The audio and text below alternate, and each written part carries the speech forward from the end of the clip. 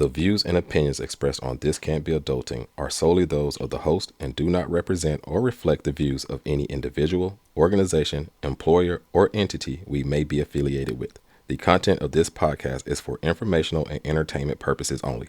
Listener discretion is advised. Yo, welcome to This Can't Be Adulting, the podcast where two guys who probably should have it all figured out absolutely don't. Careers, money, relationships. No one handed us a manual, so we're figuring it out the only way we know how, with real talk, deep dives, and a whole lot of laughs. I'm Herb. And I'm Derek. And if you're out here wondering, am I doing this right? Trust us, you're not alone. So hit play, relax, and let's figure this out together.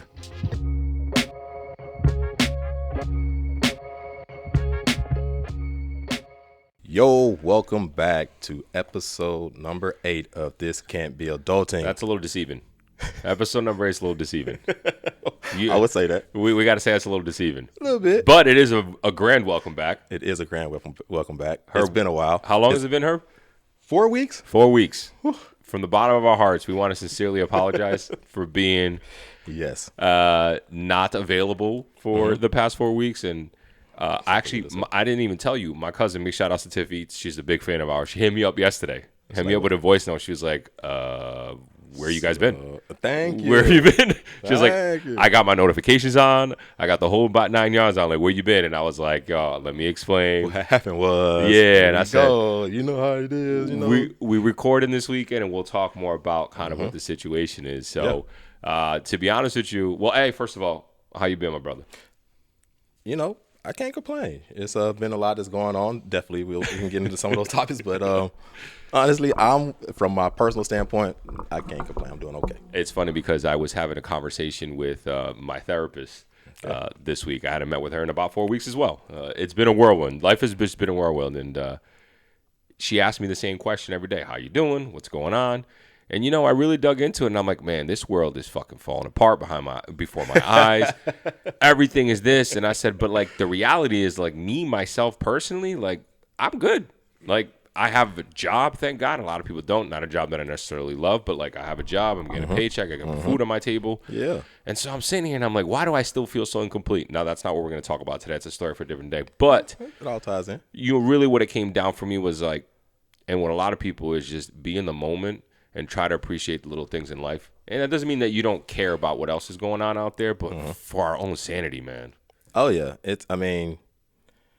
I think that's something as I've gotten older, that is something I've tried to do is I like to say be more present. Yeah. Like in the moment, live in the moment. And I know that's hard, and there is a level to that where, you know, you do want to be observant of the world that you're in and ensure that you're being a good, you know, citizen or, you know, giving back. But I will say that that's something I am trying to be more, is just be in the moment and stop thinking about what isn't there or what I don't have or who isn't there or you know, all those things. So that's kind of, I would say that's how I feel. That's how I'm trying to be more so, is like be in the moment. There's a big difference between trying and actually doing, and that's my issue, right? You know, and I say this all the time too in therapy. Like, I'm at a stage in my life talking about adulting where I understand intellectually what needs to be done in order for myself to feel fulfillment, joy, and happiness. It's about the embodiment and the execution, and that's obviously one of the hardest things. For the people that have been able to do that and that can do that, man, kudos to you, because it's a work in progress for a lot of us. But that is the direction, to your point, is being present, being in the moment, and appreciating the little things that we forget to appreciate these days. Absolutely. And also just understanding there are things that we can control in our lives and there's things that we cannot. And there are a lot of things that we cannot control within our lives that do have significant impact on our lives. Preach. So that's something that you just have to, it's tough as an adult, is coping with. Like, man, you know, I understand there's things that I can control, but there's so many things sometimes that we can't control that has impact, and it's just really hard to keep the focus on, hey, I only could worry about the things that I can't control. Yeah, it's one of those things. It's always a tough battle, but that's adulting. You know, that's why we out here doing this podcast, is to talk about these things. At least that's what they say, right? That's what they say. That's what I heard. That's in the manual that they gave me, and then, you know, I don't think a lot of us got manuals. We're reading from the script. That's what it is. But yo, Herb, what's been going on these past 4 weeks? First of all, the reason why I said, let's talk a little bit about why I said calling this episode 8 is a bit deceiving, and what has transpired in the past 4 weeks. Okay. So, as y'all probably know, because we've talked about this, we have our own lives. We obviously have our own jobs. This is something we do on the side naturally, clearly. I think we all established that. But what Herb and I had committed to ourselves was we need to record an episode a week and drop an episode a week. Now, granted, we do a lot of these recording sessions on the weekends, and we have our own lives, so a lot of times we might not be around on the weekends. So in those instances, we try to be proactive and say, hey, I won't be around this weekend, and we'll record 2 episodes the week before. That way, when one of us is gone or both of us are gone, we can still drop consistently. So we have done that a couple of times. We tried to do this 4 weeks ago. Mm-hmm.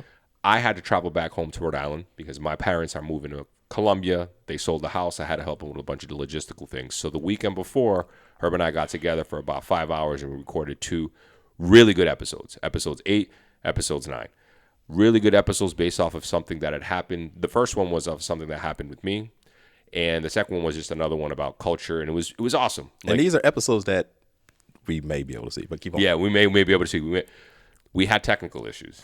That is we won't go into the extreme details of it. We had technical details, and I could not get these videos uploaded to our editing software page where we needed it to be so that we could release it. It was stuck on my phone, on the iCloud. It was this whole 9 yards. So we've had to readjust.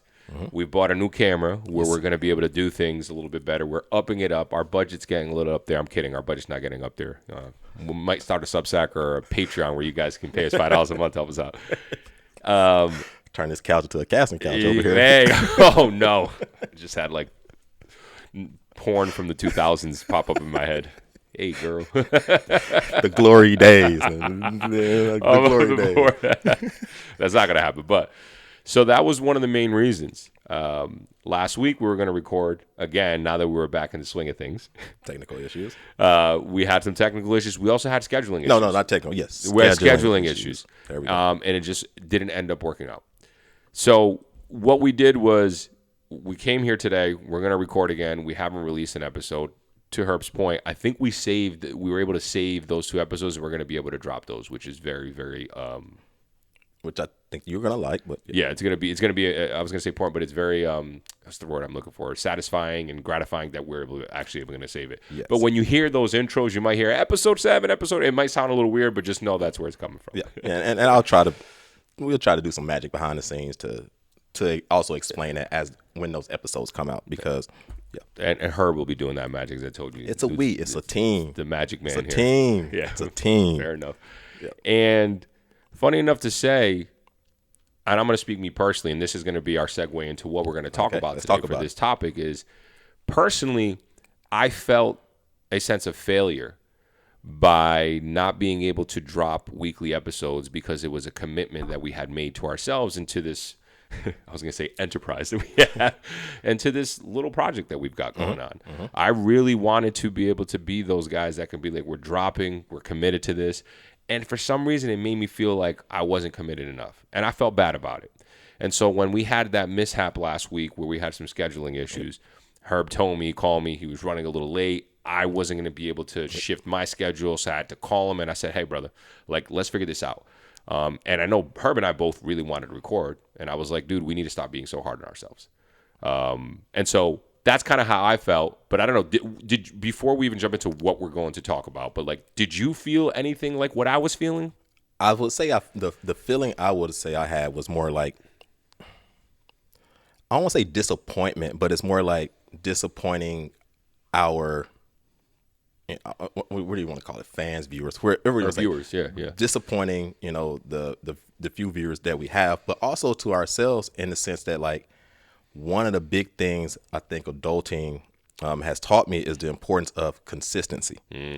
And, I think both of us realize the importance of, if we want this thing to be what we call successful, whatever we deem that to be, and that's something we could probably sit down and talk about what successful look like in this. But that said, if we want this to be successful, the biggest thing that we have to do is consistency. And that's what I look at any of the top podcasts. Not saying that this will ever be a top podcast, but it possibly could. Who knows? Mm-hmm. But if it ever has any chance to be, the importance of the ideal of it is that Monday morning when you waking up and you're starting your week, that you will know that This Can't Be Adulting is available. Yeah, I hear and you.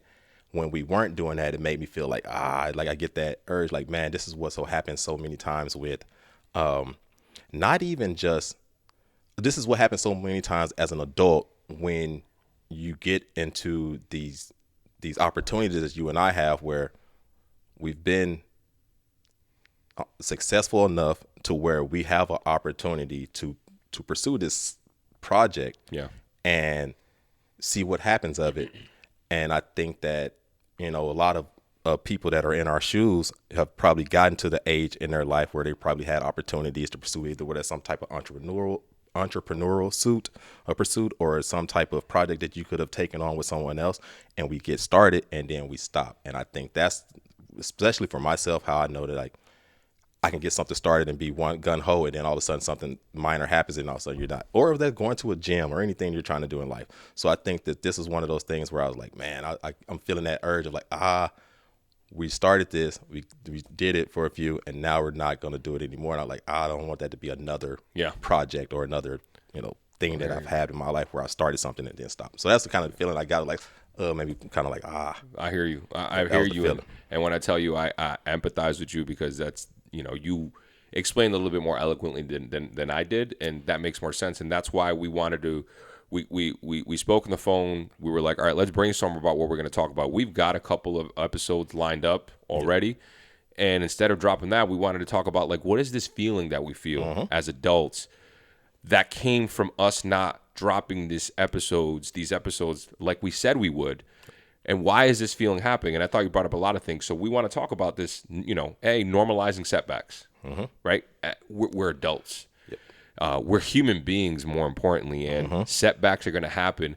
But for some reason, to your point, like you said, there's this feeling that we get, and let me not speak for everyone, but I want to say a lot of us probably get when we, quote unquote, fail at something we said that we were going to do. And no matter how small or how big the failure is, it's or the setback is, rather, it feels like some level of failure. So I really want to dig into, like, why are we so hard on ourselves?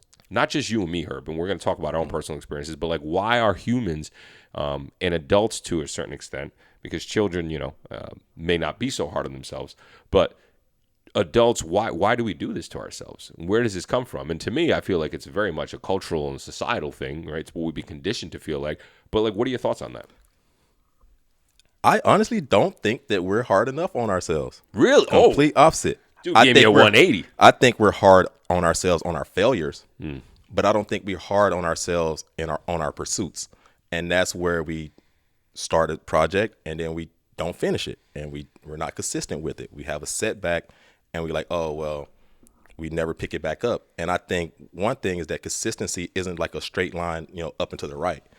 It's a graph I always, think of consistency, and it's like this squiggly It's non-linear. line. It's non-linear. It's not linear. And I think the biggest thing, one of the gratifying things even about shooting this episode is the fact that I know we got something else coming out, because the hardest thing I think for you and I, and even probably what went into us not shooting last week, was the fact that we hadn't shot. Yeah. So it was easy to be like, well, okay, well, what we didn't put out 2 weeks from now. What's one more week? You start getting into a habit. It starts feeling normal that you. What's another week? And like I was like, man, and I think that's one of the biggest things that went into it. So whenever I was thinking about, like, I don't think we're hard enough on ourselves, because I think in order for us to make this successful, we will have to reprioritize this podcast. And even I was thinking of this as, like, right now we're in a situation where we're doing the podcast around our lives. Yeah. And we have to almost flip it to where our lives are around the podcast and that prioritization. And I think that was going to make the difference between being consistent and making sure that we have an episode up, Monday mornings. So that's why I say we're not hard on ourselves we're hard on ourselves on our failures, because if we didn't get it out, we'll probably 2-3 years from now we'd be like, dang, we shot a podcast, we had 8 episodes, we should have did that, and the regret would have been, that's when we get hard on ourselves. But I think if we hard on ourselves in the pursuit of making sure we have an episode up, then I think that's where we not really that hard on ourselves, because this is why we don't have episodes up every single Monday, or this is why we didn't finish that project, or this is why we started going to the gym and then stopped, is because we had one minor setback, maybe a little injury, maybe I had to go run to school this day and take something, take the kids to school, so I couldn't get to my normal routine. The routine gets broken, and now we never pick it back up. So I'll stop there and kind of see what you. So I disagree. Okay. I disagree, but I also don't disagree fully, because I do think you said something there that was a nugget. That is how I feel about it. Now, if people didn't catch it, I think if you hear what Herb said, it sounds more of like we need to be more, maybe not hard on ourselves, but like hold ourselves accountable. Maybe that's more or less what I think what you were trying to say, which I agree. Self-accountability is very important. Yep. And some of the things you touched on is extremely on par, on topic, that a lot of times we as human beings start something, it gets hard, there's setbacks, and then they never try it again. Yes. Understood. Completely hear what you're saying. But what I'm picking up and what I'm actually trying to say is that setbacks are okay. Yes. But don't let the setbacks be the habit and the pattern. And that's what you were saying with the path to success is not linear. Yeah. You're going to go forward, you're going to go back, you're going to go forward, you're going to back. Yeah. What I'm saying is, in order for that to transpire, in order for you to be able to take a step back and then take a step forward, take 2 steps back, and continue going forward, is you need to not be so hard on yourself when those setbacks happen. And take this for example. Okay. I believe in 3. It was so funny that this is bringing up because I was actually thinking about this, about my workout regimen, about my health. It's so funny, but this literally falls just in line with what we're talking about right here. There are 3, how should I say, rules that I follow for any level of success or commitment in my life.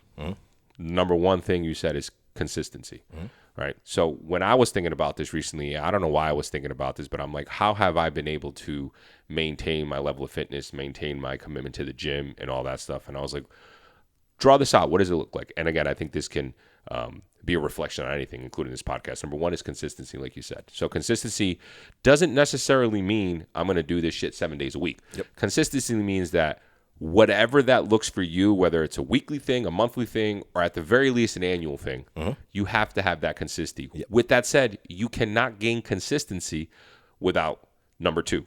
And for me, number 2 is sustainability. What does that mean? If you do not implement something that's sustainable long run, you'll never be able to gain the consistency. Okay. So what do I mean by that? For me, from a gym perspective, is if you want to start going to the gym, you want to start being healthy, you can't start off by saying, I'm going to go 7 days to the gym. And I'm also going to cut out all chocolate and all Doritos. Like very few people in the world can do that. Yes. So don't aim and don't put a goal that just isn't sustainable with your lifestyle. All right. That's just never going to work, because when it doesn't work, you're going to get hard on yourself and you're not going to be consistent. You need to have a sustainability play in motion that'll allow you to be consistent. And for example, for our podcast, I think we have a sustainable strategy, which is let's get together once a week, let's set this time aside, and let's bang this out. Yep. I think that's sustainable. Yes, right. Agreed. Now, you're not going to get the sustainability with, which is, I'm going to get all mushy-dushy here, but like this is my 3rd rule, self-compassion. Okay. So what does that mean? That means that if you do fall off the wagon, as opposed to beating yourself up and being your worst inner critic about your minor setback, it's about having self-compassion for yourself and understanding that bro, or broette, sister, I guess. I never heard broette. I just on the cusp there. It's okay. Like, I messed up. We messed up here. Let's just get back on the saddle. It's okay. And maybe you mess up for. Look, I've been going on again. I'm jumping back and forth between our podcast and my gym, but like the gym is the one thing, and my health is the one thing that I've been very consistent with. Agreed. I've been at the gym for 14 years now, and the reason why I've been able to do it for 14 years is because of those 3 things. But I've had years where I missed the gym for 3 months straight, and a lot of people would be like, "Well, that's it. It's over." To your point, but like I did beat myself up a lot, but at the end of the day, I ended up being like, "Hey, man, just go back." Yeah. Let's get back in it. And you get back into this habit, and it's kind of that whole notion of it. So to me, that's what I think it comes down to. I think that setbacks are going to happen because we need to understand that we're very human. Absolutely. That life happens. Life happens. And when that shit happens, you can't beat yourself up, because beating yourself up like a drill sergeant, in my opinion, is going to do no good for most people. Some people somehow it does, but let me pause there. Let me see what your thoughts are. No, I think you're 100% right. And I think the biggest thing that you're hitting on is that when you're setting a goal, make sure it's a SMART goal, and you know the whole acronym. Realistic goal, right? Well, even to have the whole SMART goals, no acronym. Oh, the acronym. Like, be specific in your goals, be measurable, action oriented, realistic, and then have a specific timetable. Okay. So creating a goal makes it smart. I think that's absolutely important, which is going to your second point there. But I think on the self-passion part, you're absolutely right in that you like, just because you're not, consistency doesn't have to, like you mentioned, has to be regimented in that it's every single day. That is not consistency. Even if you start applying that to sports and people, you think like, think of Michael Jordan, for instance, where people are like, oh, he was the hardest working player ever. He did it day in, day out. Day in, day out don't mean every single day 100%. There were days he showed up when he had 30%, but he showed up. And I think that's the biggest thing with consistency, is showing up. And that's where I think we do need to be hard on ourselves, because that's one of the, I think, the biggest keys in life is consistency. And the biggest part of consistency is just showing up. And I think that we realize that when we just show up to whatever it is that we say we're going to do, we're consistently showing up, good things happen.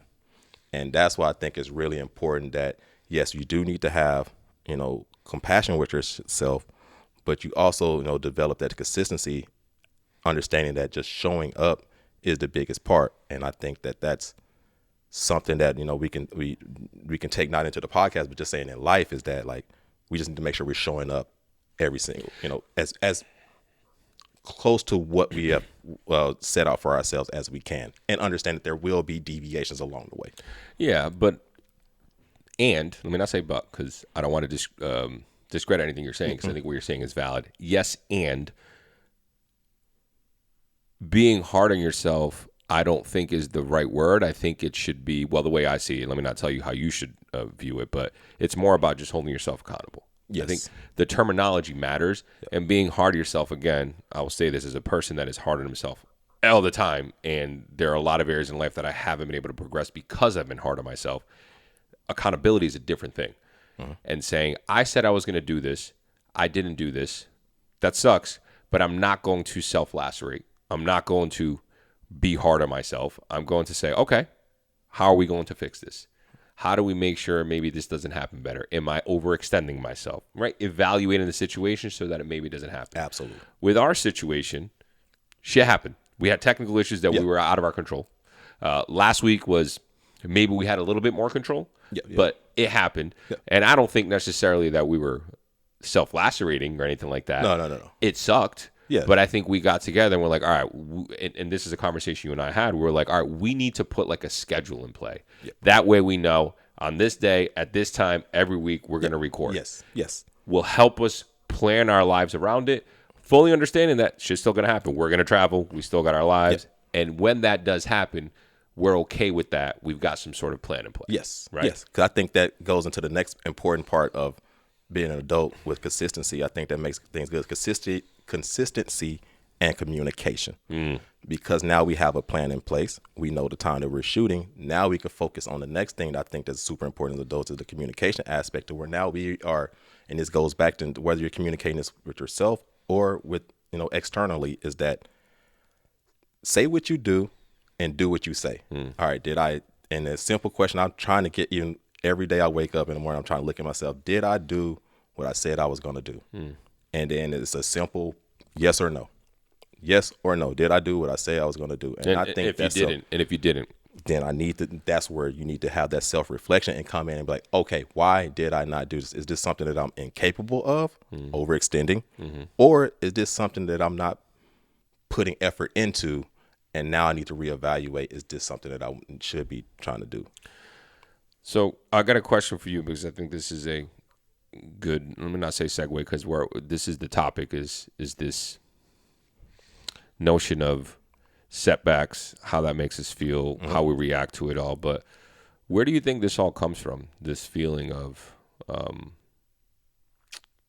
being hard on ourselves and maybe self-lacerating and maybe doing that? Like, why do you think that is the default for so many people? I think because no one knows our mental more than we know ourselves. So it's easy for us to see why we didn't do something and the truth behind it. Whether that's, say, like, for instance, you want to go to the gym and you start going, you get onto a month where you're doing a good job. People start to say, oh, you're looking nice. You start to get compliments. Externally, people see it. second month come around and you stop going to the gym as consistently as you were, but people are still giving you those compliments as if you were going for that month. So then people naturally, you're starting to think like, oh, okay, I know I'm not doing what I was supposed to be doing. Now people are still giving me compliments, but by the third month, if I, going a little bit less and now I'm starting to fall back, people stop. Now people start to see, oh, you haven't been going to the gym. Not that people are like, oh, you're not going to the gym anymore. They're just not getting those compliments anymore. So now you kind of put yourself in a situation where you know why you're not going to the gym. You know why you fell out of this. And now it's probably not a reason that you feel should be a viable reason, I would say. And it's not a lack of capability. It's more of a lack of will. And I think that's why we're hard on ourselves on a lot of things, that we're not overextended. We're just So you think it's purely internal? I think so. I disagree. Well, okay, let me why? All right, then I guess for me, I would say like the things that I haven't accomplished in life that I set out to do, I don't feel like it was ever external. It was stuff that I was doing internally, and I think that's what's been the things that have held me back in life. Not saying that external things haven't made an impact, but I feel like that's what I feel.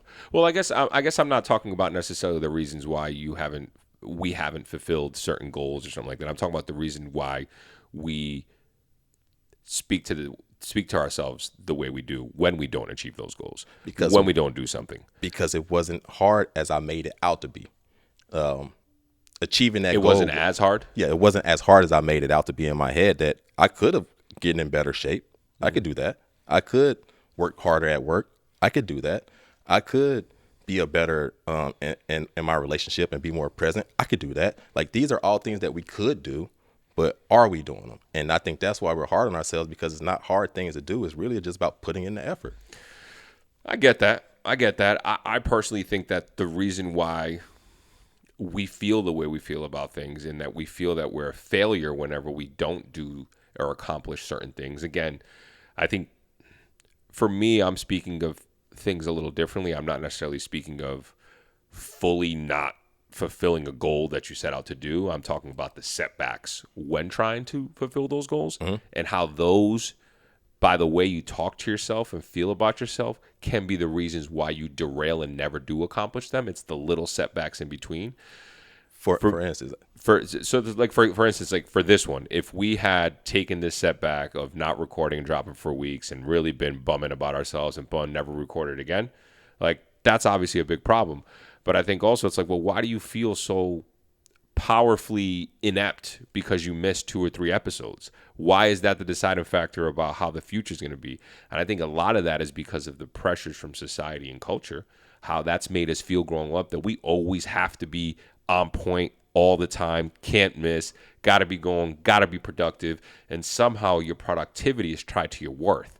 And we've talked about this in a couple of episodes. Oh, yeah, absolutely. But I think this notion that we've been told and are continuously being told through social media, through TV, through music, whatever it is you want to talk about, through friends, family, is that it's this hustle culture and it's this productivity. And if you miss out, then you are less than. As opposed to saying, yo, we're all going to fuck up at some point. We're all going to miss this deadline. We're all going to do this and that. But don't take that minor setback as a reason to never try again or to stop trying altogether, which I think in general is what you are trying to say. It's like, we got to continue going. So what I'm kind of really leaning towards or leaning into and trying to communicate to the audience and to the viewers is, when those setbacks happen, understand what you're feeling. Why are you feeling it? Is it really coming from you, or is it coming from this notion that, shit, I didn't say what I said I was going to do, and now that makes me less than, or whatever the case is? Where is this feeling actually coming from? Was I born with this?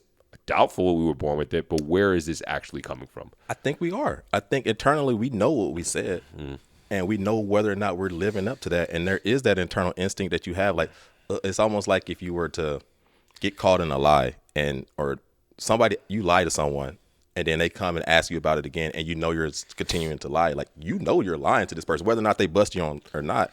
You know you're lying, and that's that feeling, because internally we know what the truth is. And I think that is why we're hard on ourselves. Very few of us are like that. You have pathological liars, so I hope most of us are. For our viewers who are not those. I think it's because we know intrinsically the reason why we didn't go to the gym wasn't because, we couldn't make it. It's because we got drunk last night, and now we knew even last night when we were doing that, we were jeopardizing being able to make it to the gym. So then when we don't make it to the gym, now we're upset at ourselves.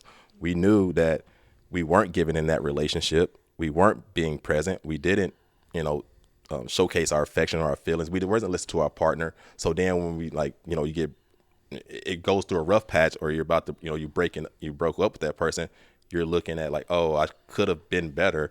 That's the regret I feel of not giving to this person. Same thing at work. Oh, you're not successful at work. You're not happy about it. You get fired, and now you're like, and you look back on it, you're like, dang, well, actually, I wasn't prospecting as hard as I should have been. Damn, I didn't do that. I didn't learn our pitch, the way I should have. Oh, man, I really could have been more urgent on the phone and pushed some of those deals, but I didn't. So I think that's the reason why we feel the way we feel, is because we know the truth. And I think that's why it's kind of us being hard on, it looked at us being hard on ourselves, because I don't think it's more so that we failed at the objective, is that we failed ourselves because we know the reason why we failed wasn't from a lack of skill, but a lack of will. Man, see, I totally disagree. I think that, yes, there are certain people that can use that fuel to be hard on yourselves and can be successful. I agree with you on that. I think there's a certain amount of people. I just don't think that's sustainable enough fuel. Speaking of sustainability and having something sustainable for the most of us, I think that's the reason why a lot of people do have anxiety. So obviously I'm not speaking about everybody. If that works for you, okay. And if you're a happy person like that, I don't necessarily mean you, but I'm just in general, then cool. I just would be pressed to find people who are genuinely hard on themselves for any little setback. Hard on themselves, right? This is a negative connotation is how I'm using it. I would be pressed to find someone that's truly happy, even if they have all the successes in the world.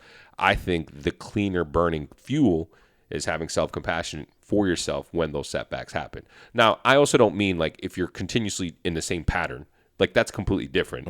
I also don't think being hard on yourself is going to help either. I think it's more of like you got a problem, you got to figure this out some different way. Yeah. But I'm talking about, for example, my anxieties come a lot from because I am hard on myself. I am hard on myself when I do have, go out and get drunk on a Saturday that I don't do very often anymore. And I'm over here beating myself up because I didn't go to the gym. And it's like, bro, you went to the gym 4 times this week. What is one day? Like, you're fine. Like, stop beating yourself up because then you feel bad about yourself for so long. And again, this is just me and my personal thing. Yes. What has worked for me better is to be like, I stepped out of line once. Okay, cool. Just get back on the saddle. You'll be all right, my guy. Everything's going to be good. And I think that works better as a cleaner burning sustainable fuel to propel people further into their successes, into reaching their goals, than being hard on yourself. That's what my thoughts are. I think that's like I think where that is an example of in your case is like if you make it to the gym 4 days a week and then let's say you miss your 5th day and you're like beating yourself up over it, I think in that example you absolutely are being too hard on yourself because you are still being consistent if you go, next week, whatever your regimen say. And even if you missed another day, maybe that's something you need to look back on. But like, I think in that example, you would be being too hard on yourself for having one setback, which I think is allowable. However, at what point could Derek start to say, after 2 weeks of missing the gym, now you say you went 3 months, at what point can you start to say, I'm failing at what I said I was going to do, and I should be hard on myself because I'm not doing what I said I was going to do? Is that like never? I mean, if there's a time frame, yeah, it would probably be like 3-4 months for me because I know I can always get back to it. And I think more than being hard on yourself, it's actually taking a step back and being like, why am I not going to the gym? Yeah, what is going on underlying that I have been consistent in my whole life? Like, what's going on? Because I did just miss 2 weeks because I was traveling, got back, I was sick again. Let's talk about how I've gotten sick in 2 times. I'm fucking pissed. I never got sick again. So I missed about 2 weeks. Kind of felt bad at myself, but I'm like, bro, you've been a beast this year at the Beast. Like, it is what it is. And I got back to the gym this week. Yeah. And so, like, again, I wasn't actually too hard on myself. I was like, it's fine. It is what it is. I'm okay with missing 2-3 weeks if some shit actually is happening or something goes down.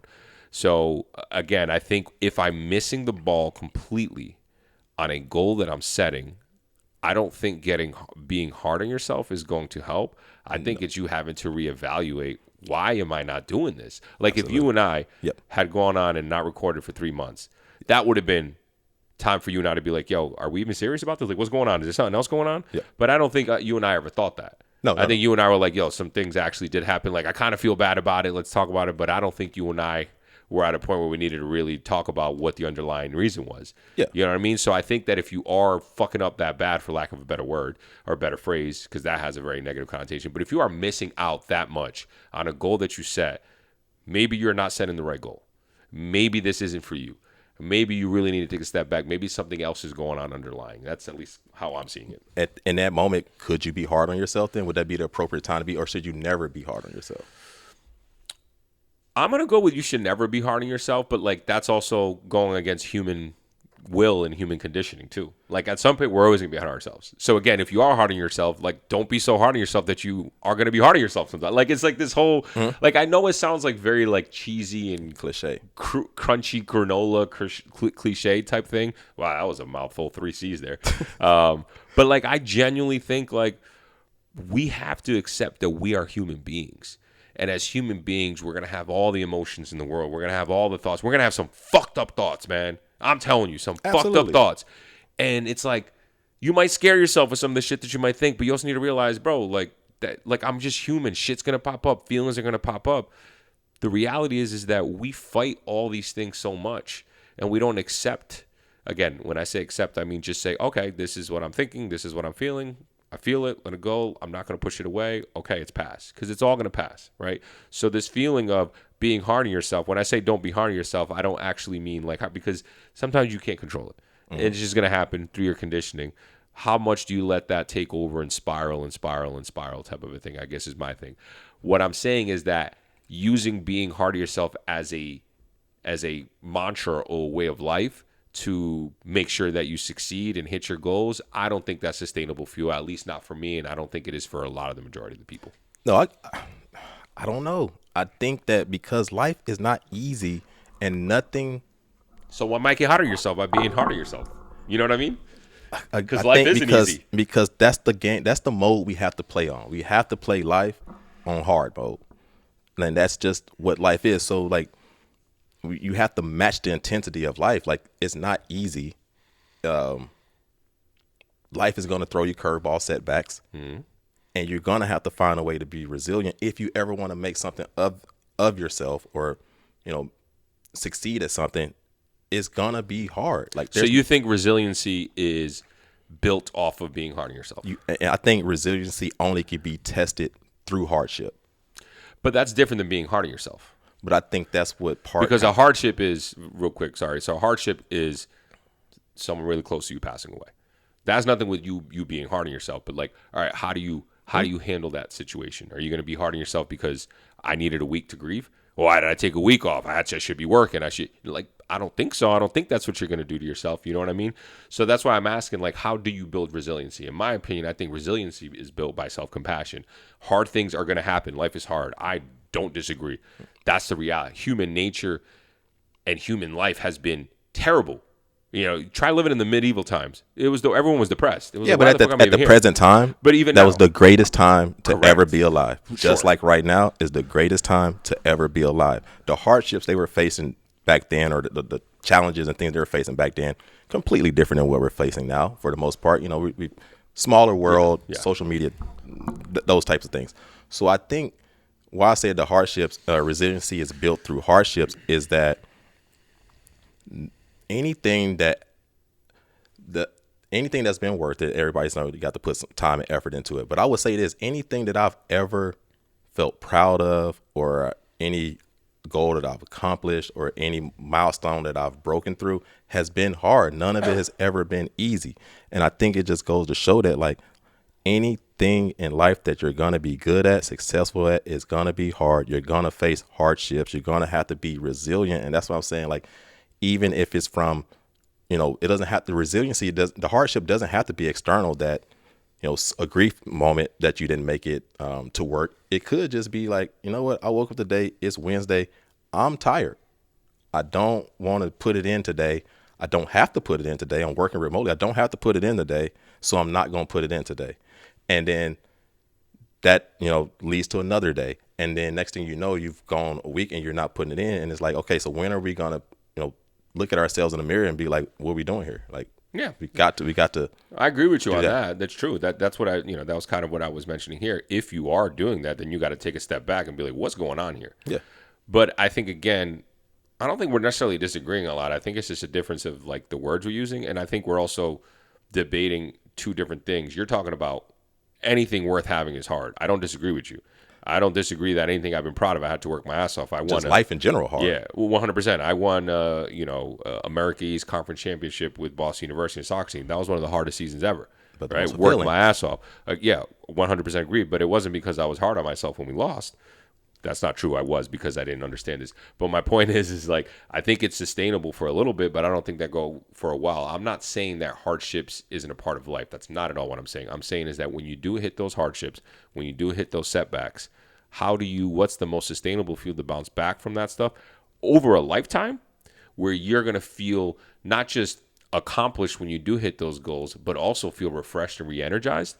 It's self-compassion, I think. It's being like, all right, man, we didn't hit this one. Why didn't we hit this one? As opposed to being like, yo, what the fuck is wrong with you, dog? Are you fucking stupid?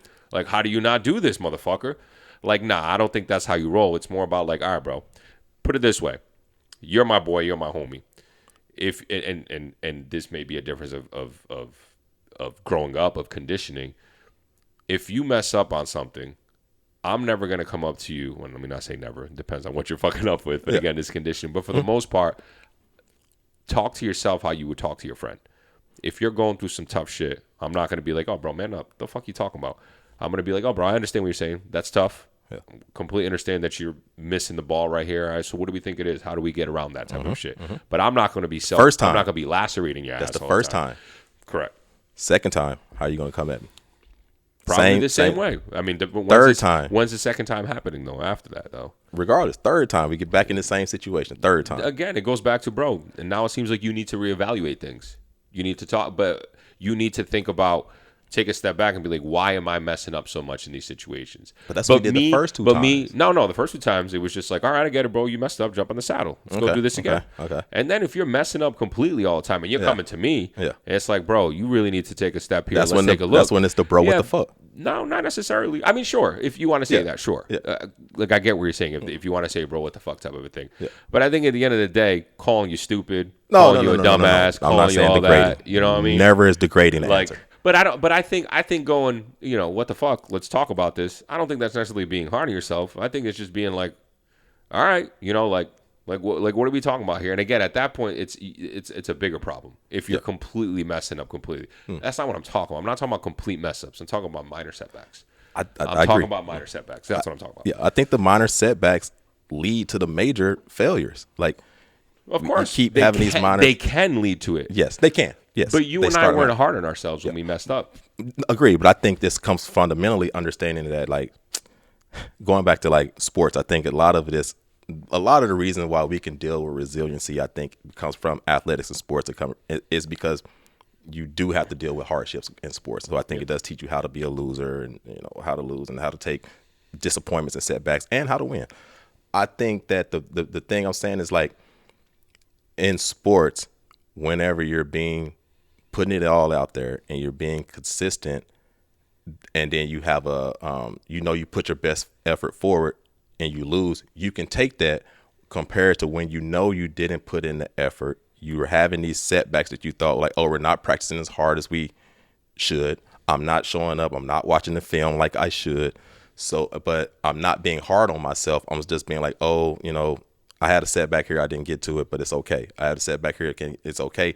I think those small things right there, next thing you show up and it's game day and you're not prepared and you have this major failure. And I think it's those small things that that lead into the big things. And in sports, like, I could just hear my coach in Iowa, he was always saying, like, hey, if we take care of the small things, the big things will take care of themselves. Sure.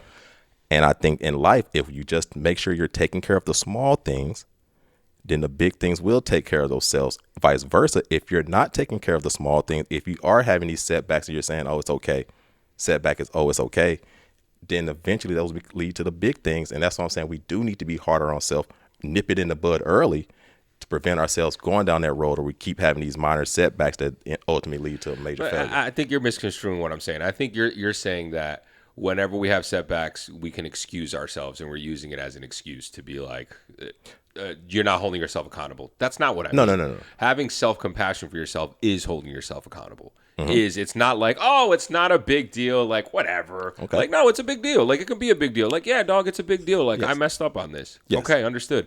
But I'm not going to beat myself up. I'm not going to be hard on myself. It's more about, and I think any professional athlete, everyone can always mess up. Now, actually, let me not say that, because professional athletes are built a completely different way, and I don't think any of them are nice to themselves at all, regardless of what I like. Because I was thinking about Giannis. Like, Giannis interviews a lot, and they'll lose, and he'll be like, hey, man, it happened. You don't get too high when the high's highs. You don't get too lows when the lows. Now, I don't think that's how he is behind the scenes necessarily. But my point is like, maybe he's just saying it to the media, but like that is how you need to take it. That Agreed. is an understanding of like, man, I am human and I'm going to mess up.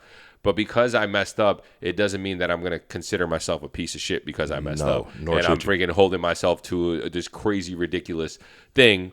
So maybe what we're saying when I say self-compassion is being like, man, you know what? I can be better. I know I can be better. So let's go. But that's not being hard on yourself, though. No, I don't think that's being hard on yourself. You know? I don't think that's being hard on yourself. I think the hard on yourself part is realizing, hey, I'm not putting in the work that needs to be done in order for me to get to where I'm trying to go.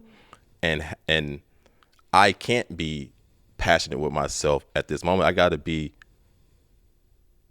action focused, action oriented, in that I got to do it. Like, it's either put up or shut up moment. Like, at some point, I can keep telling myself it's gonna be okay. Okay, and if you don't do it, what does that mean? Does that make you less of a person then? Then you failed at that objective of that goal. But does that make you less of a person? I guess absolutely. I don't think so. Then at that point, you take a step back and be like, well, why did I fail? Well, because this wasn't a goal that was meant for me. This wasn't something that I was supposed to do, or I set too high, or whatever the case is. But what if it is a goal that I can do? And I do have the skill to do it. I just didn't put the will into it. Because it's not just about the skill. It's about the actual desire. The want is the right thing for you. I can be the president of the United States. We both could have been the president of the United States. We're smart enough. If we would have applied to it. But, like, that's not the goal that we wanted to do. Yeah. So it's also, like, what goal am I putting out there? Like, what is the situation? Like, I could have gone professional. Okay. I genuinely think that, and I'm being a cocker. I was talented enough where I felt I could have played in the MLS. Mm-hmm. Now, do I sit there and have somewhat regrets about not doing it? Yeah, but the reality is that I wasn't there mentally during that time. Okay, and I know that about myself. I was not mentally there to be disciplined enough to take the talents that I had and do what I needed to do to be a professional in terms of the practice, in terms of the commitment. I just didn't have it, and I'm okay with that, knowing that. If I would have tried and failed, and then I would have been like, I'm a goddamn failure now because I didn't do it. And it was like, nah, because you weren't in the right frame of mind at the time to do it. That wasn't for you at the moment. So I'm glad I didn't go do that, because I would have failed. But that doesn't make me less of a human. That doesn't make me less any worthy of it. It's more of like, dog, you went to go do something that you thought you could do because you were talented enough, skilled enough, because I was, but it wasn't for me. Mm-hmm. You know what I mean? I hear what you're saying. I do know what you mean. And I think, for me, I had the complete opposite feeling of myself, and let's say my playing career, where I felt that, looking back, I could have gone to the NFL. I could have played and given myself a chance to do that. And the only reason that didn't happen was not being hard on myself, not putting in the work, not doing the things that it took to mentally to get there to where I needed to be to play in the NFL, if you want to be a professional NFL player. So the regret that I feel looking back on that is that it wasn't a lack of skill, it was a lack of will. And that's where the hardest thing for me to look back on is that, and the biggest regrets I even have just like reoccurring dreams of having another year at Iowa. Like, and I think it just plays into my mindset of like, had I put in the work and I tried, and let's say I did go to the NFL and I got cut, I would have been totally okay with that. But the fact that I didn't put in the necessary work to even give myself the opportunity to know if I actually could have done that, knowing that I was in the place, I was in an opportunity, I was in a position to be able to go and achieve that. And the fact that I didn't make that a goal and didn't pursue that is crazy regrettable to me. And it's like almost the opposite of how you feel. And I get that, but I also think that what you're deducing from that is the reason why is because I wasn't hard on myself. I think that's your deduction, which I don't agree with. I think there was a million other things that happened that were happening in your life. It wasn't solely because I wasn't hard on myself. I completely disagree with you. Because at the same time, you were, if you would have been in the right frame of mind and ready to do that, that would have been a different story. But you clearly weren't. Right. You weren't in the right frame of mind. It was only a mind But you frame. weren't in the right frame of mind. But that has nothing to do with being hard on yourself. Yeah, but I think the reason why I think if I was the right frame of mind would have been to be hard and disciplined on myself to put in the necessary work. Two different things. Discipline is one thing. Hard on yourself is another thing. I think that those two kind of correlate in the fact I mean, they correlate, but they're two different things, though. Yeah, absolutely. But I'm saying the hard thing to do is the discipline. Like that is the hard thing. Yeah. So I think that's why when I'm saying I wasn't hard enough on myself is that I wasn't disciplined enough. And you know, the fact that I wasn't hard, aka I'm saying I guess I'm using the synonym for hard and replacing it with discipline because I wasn't disciplined enough, which would have been hard to do. Then that's why I didn't achieve that goal. Or that milestone and that's why I'm saying that we should be hard on ourselves because the hard part is the discipline, is the consistency, is the showing up and putting in the effort. And that is what the hard part is. When we do those things and we put in the effort, we are disciplined when we show up. And even if it doesn't go our way, I feel like we're able to accept that. And we could take that failure as opposed to when we know we didn't put in the work and then we fail, we look back on it with regret. See, this is great what we talked about in the beginning. Like Herb and I agree on a lot of stuff, but there's some things that we just don't agree on. I knew fantastic. Secretly, when you sent this to me and said we're hard, I already knew. He was like the Jack Nicholson in Departed. Yeah, face. He was ready. No, it literally comes from this experience of, bro, I wish I would have put in the work in college. That way, I at least could have given myself for that opportunity. I agree. Even if it didn't work out. That's the biggest. But I also feel the same way. I wouldn't say it's the biggest failure for you, but I agree. Like I talk about it now. I've said it before. I'm like, knowing what I know now, know how hard I have to work, and anyone has to work in life to succeed. I wish I would have just done that in soccer, and I wish I'd have just gone through with it. Yes. I wish I would have had the discipline. But the reality is that I didn't at the time. And so, do I regret it? A little bit, but I also think life happens for a reason. Now, the other thing I do want to say here is, speaking of your thing, honestly, I think what you're really trying to say, and obviously I'm putting in your words, it's the being hard on yourself that's tripping me up, because I think really what you're just saying is just holding yourself accountable. I think that's all you're saying. And I agree. Accountability is number one.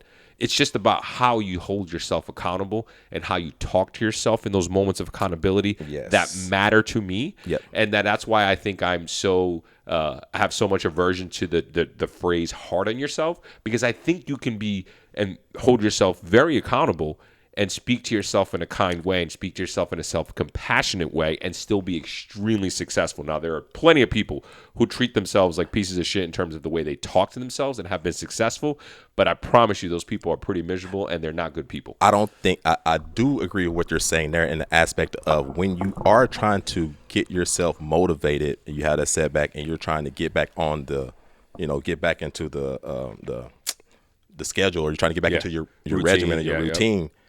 You don't have to be like you're a piece of shit or like talk bad to yourself at that in those moments. I don't think you should talk bad to yourself in that aspect. I think you should be using positive affirmations with yourself, like, hey, I can achieve this. All this is not as hard as I thought it's not as hard as I'm making it out to be.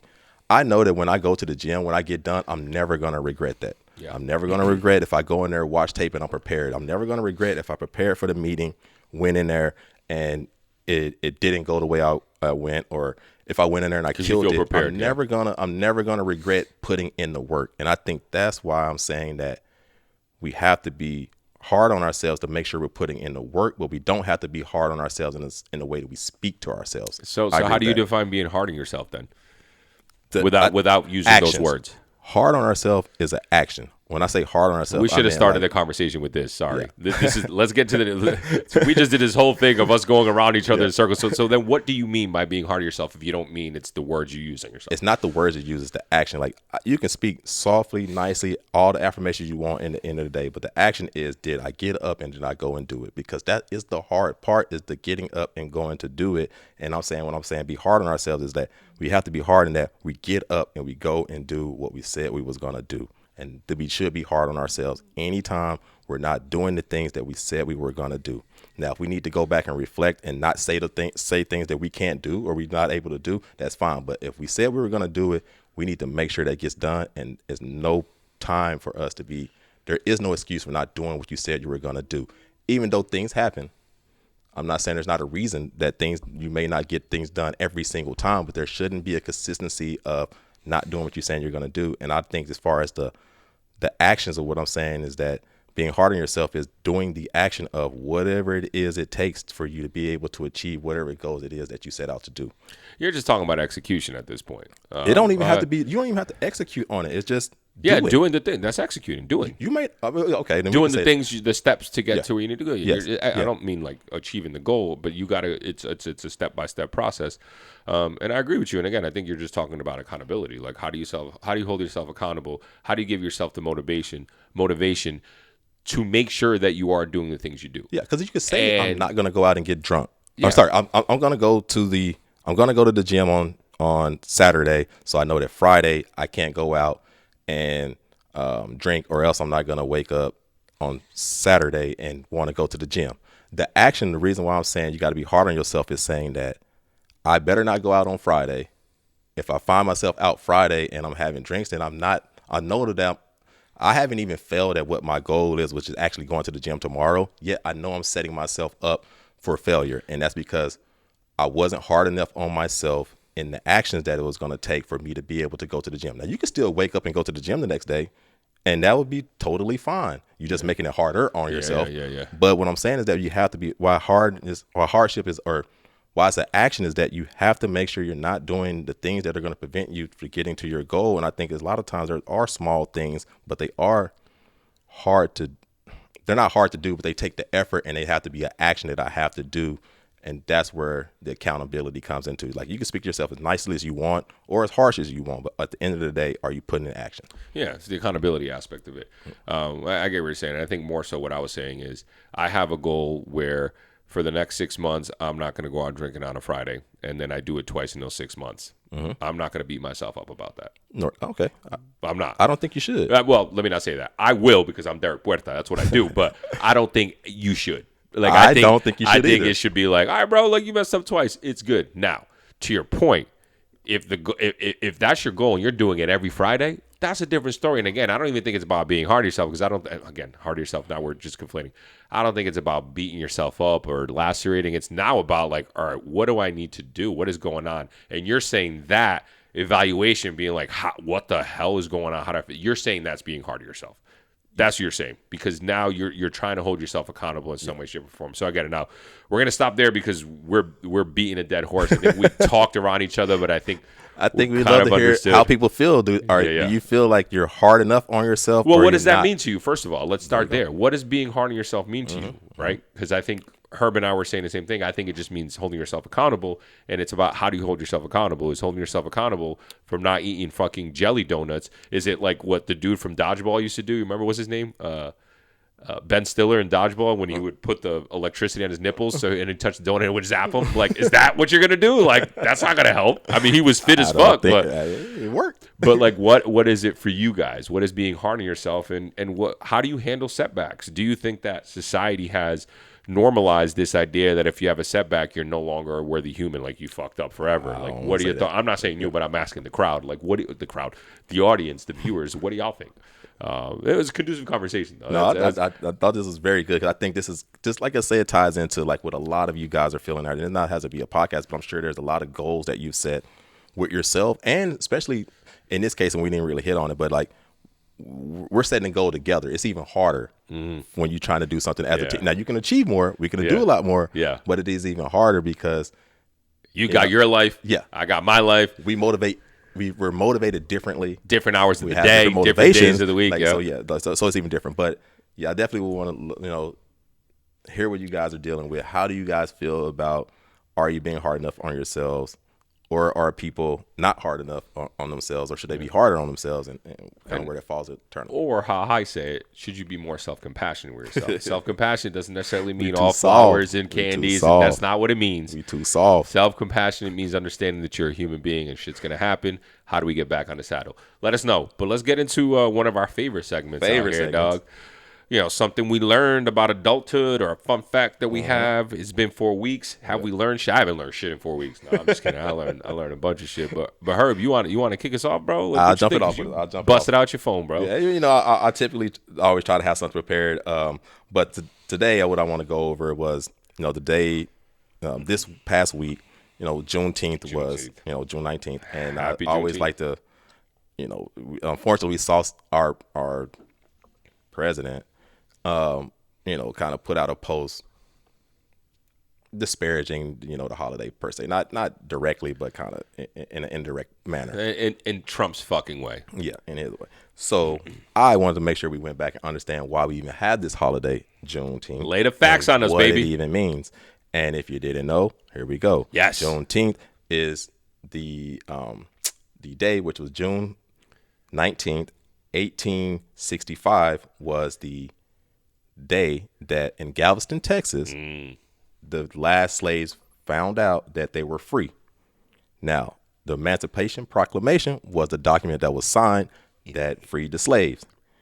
That was signed January 1st, 1863. 2.5 years before. 2.5 years later in Galveston, Texas, is when the last slaves found out that they were actually free and had been free for 2.5 years. Crazy. So that is what we're celebrating on June 19th every single year, is that the freedom of the last slaves when they found out they would be free. And I think it's important for us, especially as minorities in America, and even not even more minorities, to understand what the significance of that day was, because now we look at racism, we look at all these things that are here in America. That was, you know, a monumental moment to where there was progress made. And I think we start seeing progress. This is the greatest time to be in America as an African American, as an American, as anybody. This is the greatest time to be in America.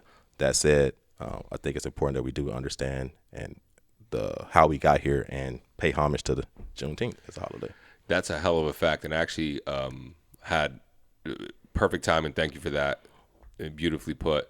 The other thing that I learned about that as well is the Emancipation Proclamation was signed, and obviously it was signed for the Confederate States, but in order for it to be actually implemented, the Confederate States had to be taken over by the Union soldiers. The Union, right? Mm-hmm. Sorry, I don't know why I just drew a blank there. The Union soldiers. And so what fucking slave owners did in the South is that they knew that the Emancipation Proclamation wouldn't actually free slaves until all Union soldiers took over a certain state. They knew Texas would be the last state because it was the furthest state. Mm-hmm. So they took all their slaves to Texas, which is why it took 2.5 years before Union soldiers showed because there was no social media back then. You didn't get an email being like, "Hey, bro, you free?" Yeah, that's not what happened. Yep. We're talking about 1865. Oh yeah. And so it took 2.5 years for Union soldiers to slowly take over Georgia, Tennessee, Alabama, Mississippi, get to Texas, and to his point, Galveston, Texas was the last spot where I'm not going to say last, but like some of the last, let's call it, slaves were told that they were free. Mm-hmm. So great fact, man. And it's crazy that it took up until 2021 for it to be a federal holiday. Although I didn't realize that it was a state holiday in Texas before that. Did you know that? I don't think it meant anything, really, because it's not like we had days off. It wasn't like but it was technically a state holiday in Texas. Huh. Yeah, I learned that too. Fun fact. Yeah, fun fact. Well, those are great fun facts. My fun fact is also based off of the government. I was listening to a really cool podcast this week about the national budget and the deficit. Okay. And how everyone talks about, we're adding so much to the deficit, which what I learned, and I kind of knew, but I didn't understand it, and I think I understand a little bit more now, is that the national deficit in reality isn't that important, mm-hmm. right? We're in $36 trillion mm-hmm. in debt. Mm-hmm. Each year, Congress signs to raise the debt ceiling, $3.6 trillion. And everyone's like, oh, my God, because what we have been taught to believe about budgets and debts is mm-hmm. household budgets and debts. Yep. Like, imagine if we're $25,000 in debt, which means that we have and we owe $25,000 of money we don't have. Mm-hmm. That's a problem. But you can't look at the national debt in the same way. Now, why is that? Is because the United States Treasury has the ability to not only print money at its will, but also to create money. And I think that's the important part, because people think it's just about printing money. You don't use paper money that much anymore. I mean, we do, but it's not necessarily about that. It's about creating money. What is creation of money actually means? It's the U.S. Treasury just adding dollars and cents and decimals to bank accounts. That's really what it is. So if you can create this money literally out of thin air, we had a topic talking about this before with Yuval Hari, Noah Yuval Hari from Sapiens, how it's all made up. That's really what it comes down to. So a national deficit of whatever it is, a budget of over budget or under budget, whatever he calls it, isn't a great indicator necessarily of a bad economy. What is an indicator of a bad economy is inflation or deflation. That's what it is. From an inflationary standpoint is there's too much money circulating and not enough supplies and not enough goods. That's a problem. And that is an issue if the Treasury, that's why it's not as easy as the Treasury just printing money, because that's not any good, or just creating money. There has to be the goods and the demands out, the supply out there for the demand to be there. Or deflation, which is the opposite, which is there's too much supply out there and not enough money circulating out there. So it's something to keep in mind of. So not to say that we shouldn't care about the deficit necessarily, but it's not the all be all type of a thing. It's not like we're sitting here and we're like, because if you think about it, like, who the fuck we owe $36 trillion to? Who's coming to pick it up? The Decepticons? Who's coming to get the money? The Decepticons or some shit is crazy. China. Yeah. All right, tell them come get the money. It's one of all this shit. And the last piece about that is, in reality, when people say, the money was lost in the stock market, all this, no money's ever lost. It just changes hands, baby. It just changes hands. It don't even change hands. It's all finite. Well, in reality, I mean, like when the dot market, if I've got money invested in, I go, I lost all this money. And it's like, well, what do you mean you lost all this money? It disappeared? Nah, it just means that it went into somebody else's hands in Wall Street. They took my money. That's all it is. So just wanted to throw that out there. Don't be fooled. Stay woke. Hey, well, Derek, this has been a great topic. Woo. Can't be adulterers. We are back again. We are back. We're going to be dropping. You will be seeing. Hey, Herb, good shit, dog. Holla.